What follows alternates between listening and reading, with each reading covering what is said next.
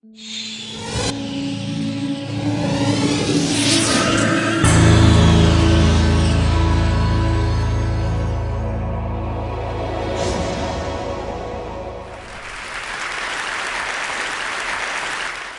all the legitimate concerns about AIDS and avian flu, and we'll hear about that from the brilliant Dr. Brilliant later today, I want to talk about the other pandemic, which is cardiovascular disease, diabetes, hypertension, all of which are completely preventable for at least 95% of people just by changing diet and lifestyle. And what's happening is that there's a globalization of illness occurring. The people are starting to eat like us and live like us and die like us. And in one generation, for example, Asia's gone from having one of the lowest rates of heart disease and obesity and diabetes to one of the highest. And in Africa, cardiovascular disease equals the HIV and AIDS deaths in most countries. So there's a critical window of opportunity we have to make an important difference that can affect the lives of literally millions of people and practice preventive medicine on a global scale. Heart and blood vessel diseases still kill more people, not only in this country, but also worldwide than everything else combined, and yet it's completely preventable for almost everybody.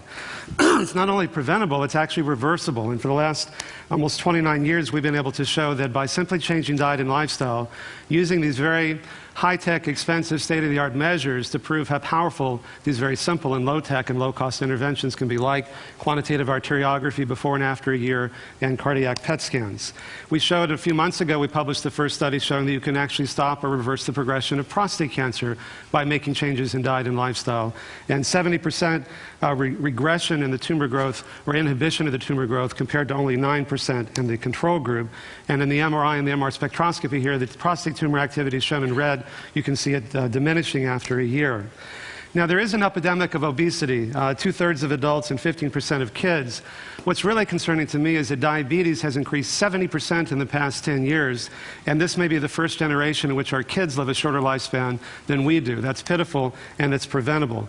Now, these are not election returns. These are the people, the number of people who are obese by state beginning in 85, 86, 87. These are from the CDC website, 88, 89, 90, 91. You get a new category, 92, 93. 94, 95, 96, 97, 98, 99, 2000, 2001. It gets worse. We're kind of devolving.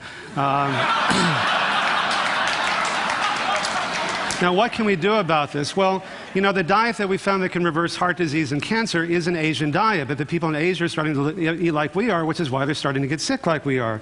So I've been working with a lot of the big food companies. They can make it fun and sexy and hip and crunchy and convenient to eat healthier foods. Like I chair the advisory boards of McDonald's and PepsiCo and ConAgra and Safeway and soon Del Monte, and they're finding that it's good business. The salads that you see at McDonald's came from their work. They're going to have an Asian salad. At Pepsi, 2/3 of the revenue growth came from their better foods. And so if we can do that, then we can free up resources for buying drugs that you really do need for treating AIDS and HIV and malaria and for preventing avian flu. Thank you.